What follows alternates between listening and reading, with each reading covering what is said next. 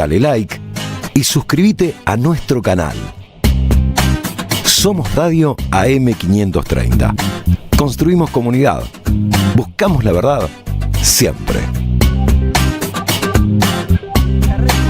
De muerte, le queremos mandar un saludo a la Daya, que sacó un informe criticando, está muy pendiente la Daya de este programa, lo sigue siempre, criticando a un profesor que utilizó este tema para problematizar lo que sucede en Gaza. Pero ahora sí le quiero dar la bienvenida a nuestros dos invitados de lujo. Les dije que hoy nos damos el gusto de hablar una hora de Irán, de Medio Oriente, del mundo que nos toca vivir. Leandro Albani, periodista, escritor, analista internacional. Hola Leandro, bienvenido. ¿Qué tal? Buenas noches, gracias por la invitación. Y también nos acompaña Oscar Rotundo, periodista, analista internacional, editor de Noticias Pía. ¿Qué tal, Oscar? Gracias por venirte. Un gusto grande poder compartir con ustedes, con Leandro, y tocar este tema tan importante para el futuro de la humanidad.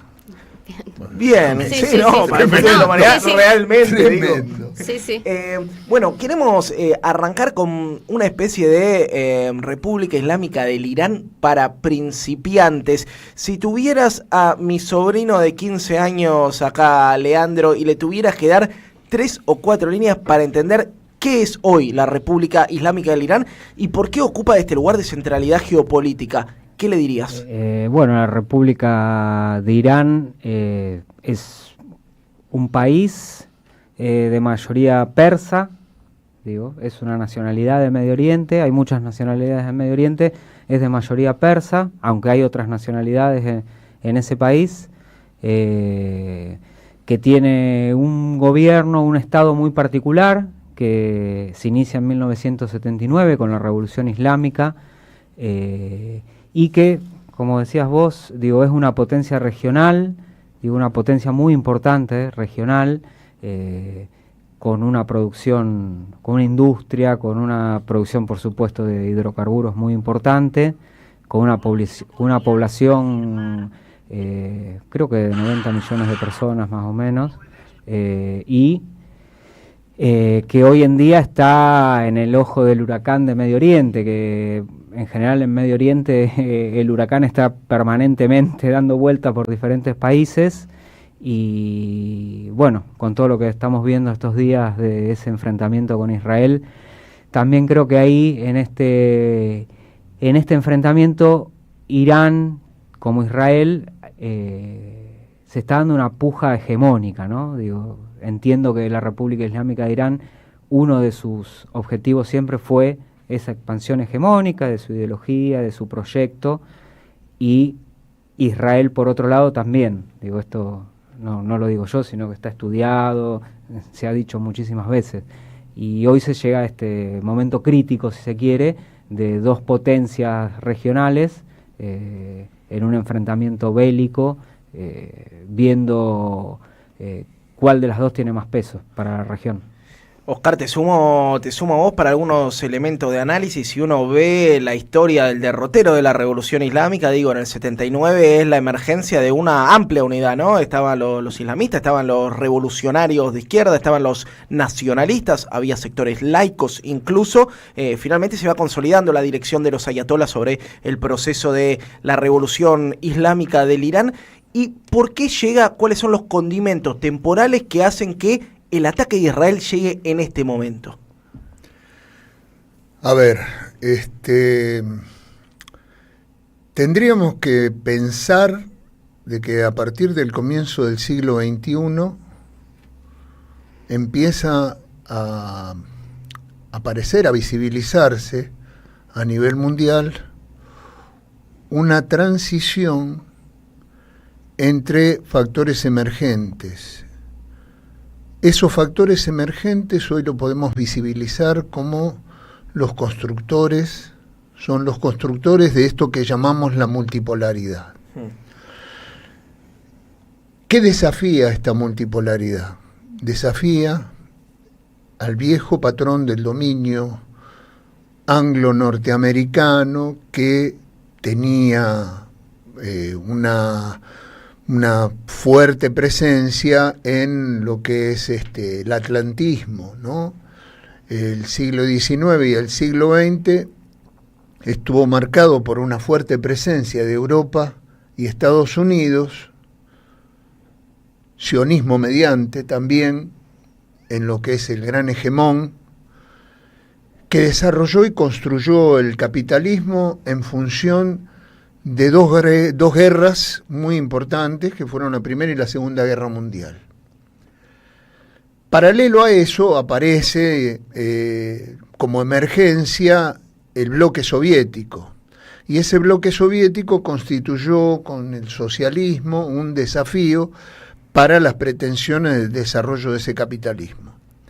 El siglo XXI, ya caído el bloque soviético, empieza a mostrar un desafío de potencias emergentes que no eran vistas como tales durante el siglo XX y empiezan a cobrar fuerza.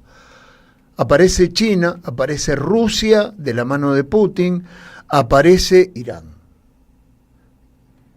Potencias sancionadas, potencias excluidas, víctimas de la guerra de baja intensidad, víctimas de todo tipo de laboratorios planteados desde el imperialismo para poder subyugarla y que sobreviven a esta circunstancia de imposición hegemónica de este mundo unipolar, de la mano de la construcción de una potencialidad que no radica solamente, que no radica en lo económico fundamentalmente, sino que se abren paso a través de la educación, de la tecnología, que las empieza a consolidar en lo económico y en lo militar. Y este aquí, que ahora esas potencias que de pronto empiezan a ver de que esa hegemonía empieza a decaer, ven el amanecer de una multipolaridad que tiene protagonistas en Asia Central, que tienen protagonistas con los recursos naturales, que tienen protagonistas con el mayor Producto Interno Bruto del mundo, que tienen protagonistas con la mayor población del mundo, y obviamente que tienen protagonistas con lo que es una vanguardia desde el punto de vista tecnológico, industrial, que proponen la franja y la ruta, que proponen el desarrollo de las fuerzas productivas y no tienen con qué contrarrestar eso. Entonces, están en problema. Vos decís que el conflicto en ciernes es una evidencia más de la pérdida de hegemonía de Estados Unidos. Digo, lo viejo que no termina de morir, lo nuevo que no termina de nacer, y en ese interín nacen los monstruos, decía Antonio Gramsci hace unos 100 años, ponele, 80, 90, y que estamos en ese momento. Yo pregunto también algo que me parece interesante, digo, metámonos a complejizar temas, ¿no? Israel bombardea a Irán. Israel, antes del 7 de octubre, estaba sentándose a la mesa con la otra potencia regional, ¿no es cierto? Con la potencia regional, corríjanme ustedes, sunita, con Arabia Saudita. Un reino, una monarquía islámica también, no es tan señalada como Irán, porque es uno de los interlocutores de Estados Unidos en la región. Ahora, después del 7 de octubre, hay cierto acercamiento entre Irán y Arabia Saudita.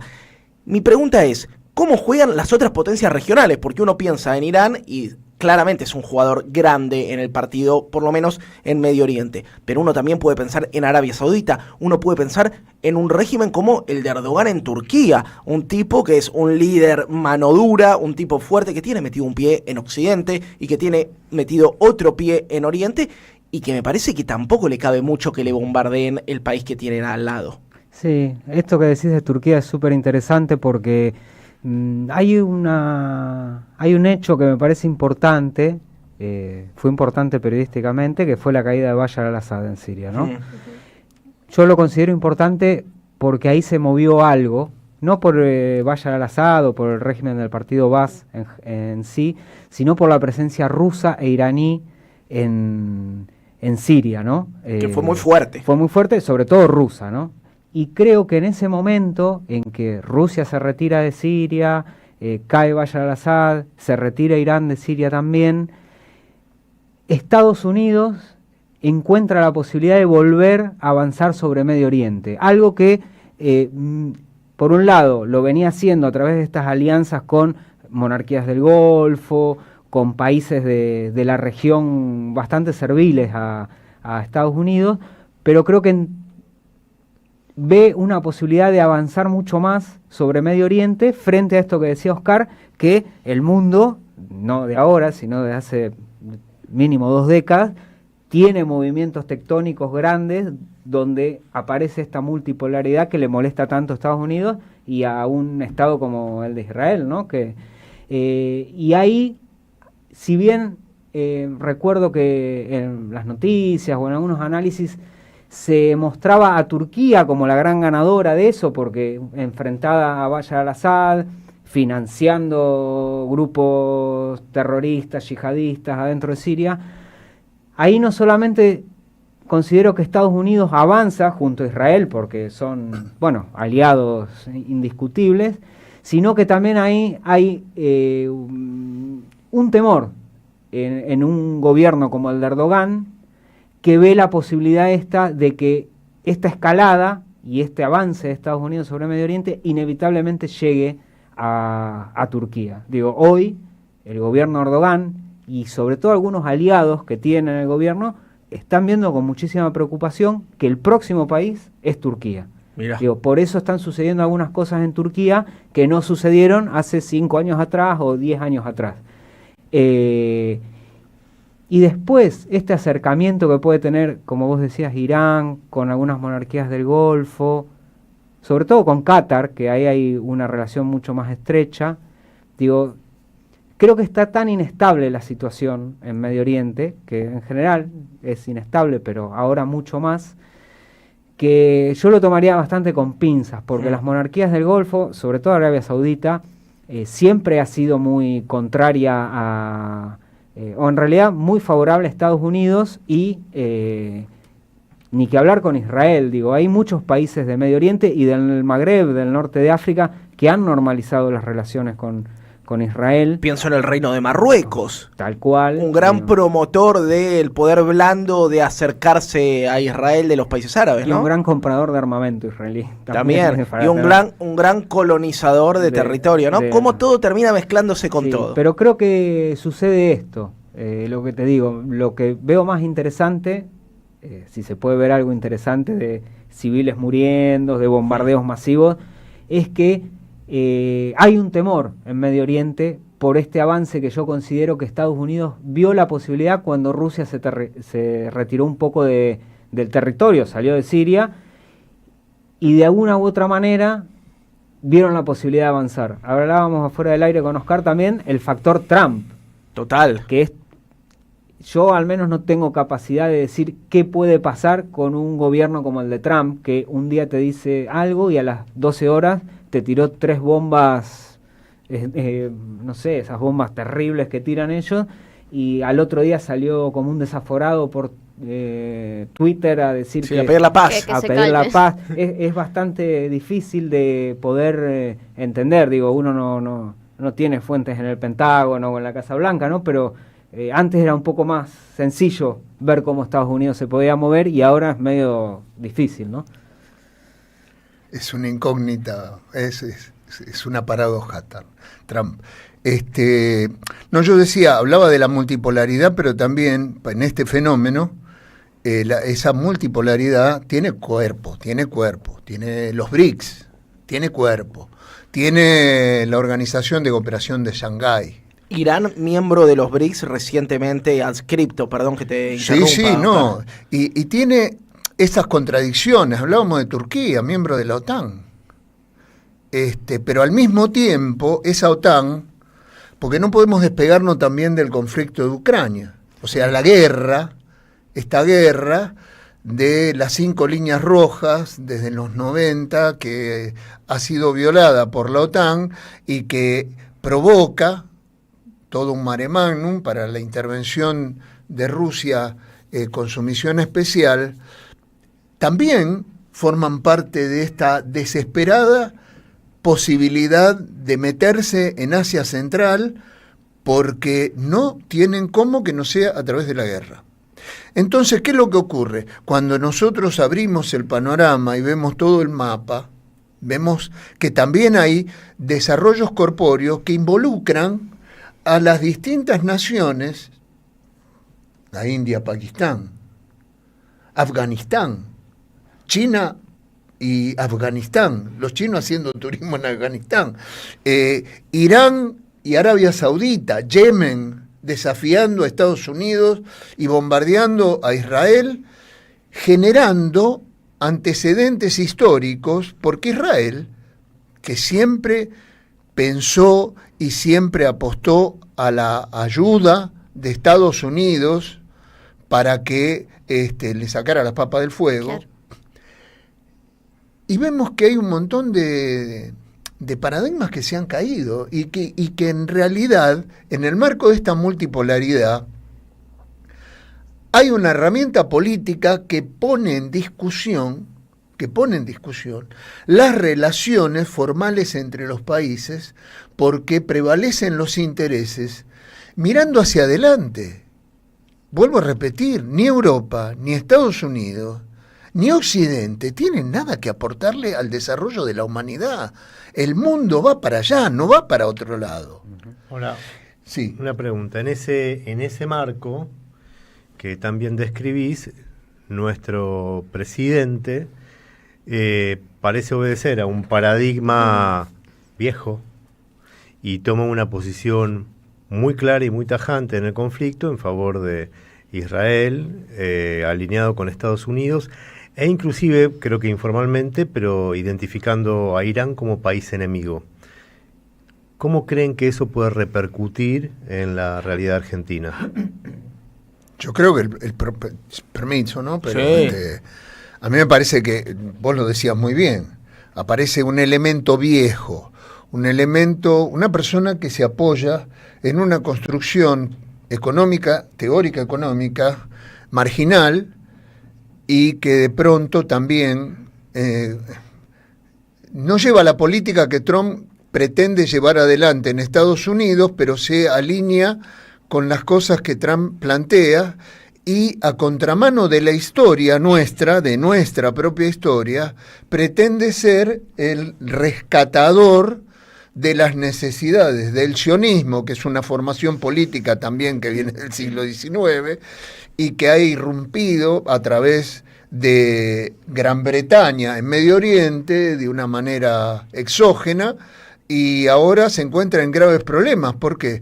Porque no puede tampoco cubrir las necesidades con sus políticas neoliberales, las necesidades del propio pueblo judío y las necesidades de la región. Lo mismo le pasa a Marruecos.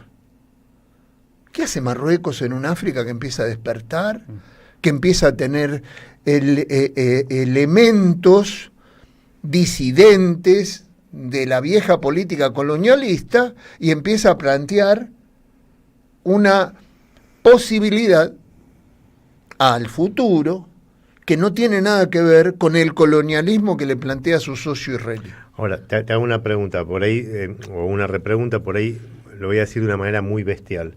Lo primero que uno puede pensar desde el sentido común, inclusive injusto e infundado, pero es, acabamos de comprar un atentado. ¿Sí? Lo primero que uno puede pensar es eso, hacer como una transpolación mecánica, decir, acá pasó esto en determinado momento de la Argentina, acabamos de alinearnos de esta manera, acabamos de comprar un atentado. Probablemente vos, digamos, o ustedes me desmientan como esta mirada trágica o tan mecánica que asocia como la posibilidad de un atentado a un conflicto con un Estado, ¿no? Pero por ahí hay otra cuestión, ustedes hablaban de los BRICS, ¿no? Que tiene que ver con cuestiones económicas, con ayudas que puede necesitar Argentina, con, digamos, salidas de situaciones de emergencia, que probablemente vivamos más temprano que tarde. ¿Cómo ven que afecta esta decisión, o que puede afectar esta decisión de nuestro presidente a nuestras vidas cotidianas? Sí, mira, me parece que la posición del presidente Milei está caduca. Digo, es caduca, está ya atrasa atrasa décadas, si se quiere. Digo, a veces vos me... que es Argentina y Paraguay, ¿no? Sí, vos recién decías qué beneficios le trae a Argentina. En realidad, ninguno. No, digo, beneficios o perjuicios. Sí, no, sí, pero yo a veces digo, muchas veces en este mundo hiperglobalizado se habla de las relaciones económicas. Digo, Argentina, por tener un alineamiento férreo y ciego con Israel, no esperemos que haya ningún tipo de beneficio económico, más allá de la posición de la diplomacia argentina con respecto al conflicto palestino-israel, que siempre fue de alguna manera neutral o siempre llamando a la paz o a resolver la cuestión a través del diálogo. Podemos discutir si eso funciona o no, si nos gusta la política de relaciones exteriores del Estado argentino, pero Milei viene a plantear algo caduco que no tiene beneficio material para Argentina, que está cargada de orientalismo, de una visión orientalista. Digo, esto que vos decís, nos compramos o nos ganamos un atentado, yo entiendo a lo que te referís, pero eso que no lo decís vos, sino que es un pensamiento que está en este aire. gobierno, sí, es una visión sumamente orientalista que pone a un pueblo, que es el pueblo iraní, y a su dirigencia, nos guste más, nos guste menos, como un país con capacidad para responder con un atentado. Digo, los atentados que sufrió este país, digo, nunca se aclaró del todo. Digo, es una capa, yo no lo conozco. De hecho, cuando se quiso aclarar, cuando se construyó un instrumento como el memorándum, lo que los bloquearon fueron los operadores del sionismo a nivel local. Claro, entonces, digo, Argentina con esta posición no gana nada, no creo que gane tampoco un atentado, porque los iraníes no son unos locos que andan poniendo bomba por el mundo, como los pueblos del Medio Oriente no están todo el tiempo con fusiles, tirándose bombas. Yo no creo que me atrevo a decir que ni ningún hombre o mujer de Irán, y hasta me atrevo a decir que nadie, o no sé si nadie, pero mucha gente en Israel, no están festejando una guerra que cuesta civiles, que cuesta vidas, que cuesta un montón de cosas. Y creo que eso de que la posición del gobierno argentino es caduca, me parece una definición interesante porque no es a veces trato de no pensarlo así, pero es tan caprichoso como las posiciones de Trump, de capricho, de yo te tiro la bomba, yo lo resuelvo, tuiteo. Digo, la verdad que la política exterior en Argentina, con Milei, está comprobado que está la Cancillería casi desmantelada, en este tema puntual no tiene ningún rédito de ningún tipo, ni positivo, negativo sí, porque es alinearte con un Estado que está cometiendo un genocidio en la Franja de Gaza, que bombardea hoy cualquier país porque está cubierto por un sistema de impunidad internacional, pero no tiene ni pies ni cabeza, solamente la obsesión de un presidente con ese Estado. Sí, y te sumo algo más, un país que nunca ha estado alineado con las reivindicaciones argentinas sobre su principal conflicto soberano, que es la ocupación británica del decadente Imperio Británico sobre un cuarto de nuestro territorio, ¿no? Cuando la absoluta totalidad de los países árabes, digo, le hace árabes, le hace musulmanes, le hace norafricanos, han apoyado la reivindicación anticolonial argentina. Súmate, Belu, dale. Sí, les quería preguntar un poco sobre el factor nuclear, que está muy presente, por lo menos en lo discursivo. Bueno, tanto Israel como Estados Unidos son dos potencias nucleares y por lo menos discursivamente se intenta desmantelar una posible potencia nuclear que sería Irán. Que digo, para explicarlo un poco a la gente, porque está como muy en el aire esto, como, bueno, Irán tiene es poderío nuclear. A ver, el presidente de Irán acaba de pronunciarse en función de ir en contra de las armas nucleares en la región. Ahora, los que no aceptan ningún tipo de control sobre la posibilidad de desarrollo armamentístico nuclear son tanto Estados Unidos como Israel. Es un chiste esto.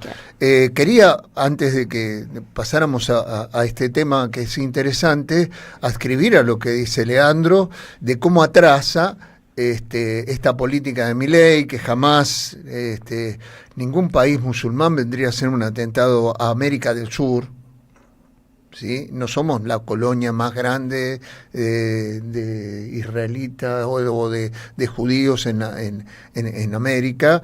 Y por el otro lado, lo que sí hace Milei es suscribir al colonialismo. Nos están colonizando los intereses otanistas de la mano de la administración de Milei, como nunca antes. Y le está haciendo un flaco favor a nuestra soberanía. Eso nos perjudica a nosotros en nuestra soberanía, en nuestro desarrollo económico y en nuestro desarrollo humano, porque justamente uno de los que está sufriendo esa colonización es la isla de Tierra del Fuego, que va a ser deshabitada a propósito para poder tener una base militar de la OTAN. Ya tenemos otra en Malvinas y con Chile están haciendo otro tanto. Ahora, con relación a esta cuestión nuclear, ¿por qué no aceptan los controles? ¿Por qué no aceptan el derecho internacional? Una víctima de estos conflictos, tanto el de Ucrania como el de Medio Oriente, el de Asia Occidental, es el derecho internacional. No les importa nada, absolutamente nada. No les importa bombardear hospitales, no les importa la población civil, no les importa absolutamente nada y se victimizan cuando obtienen una respuesta que se le va de las manos. Le pasó a la flota norteamericana en el Mar Rojo con los hutíes, le pasó a Israel con los hutíes, le pasa con Irán, y le pasa a Ucrania o a la OTAN con Rusia. Empiezan a constatar de que eso viejo, que no quiere terminar de morir, ya no tiene la fuerza para no dejar de morir.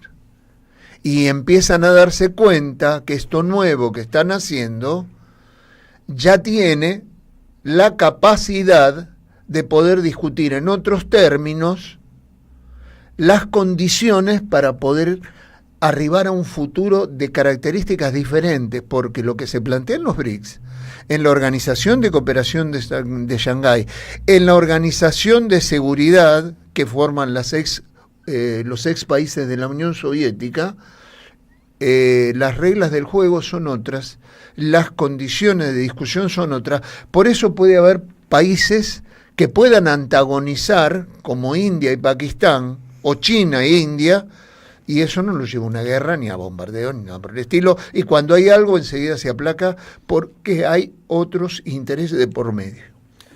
Programón el de hoy, una hora entera hablando de la República Islámica del Irán, 11-3200-0530. Se quedan un rato más.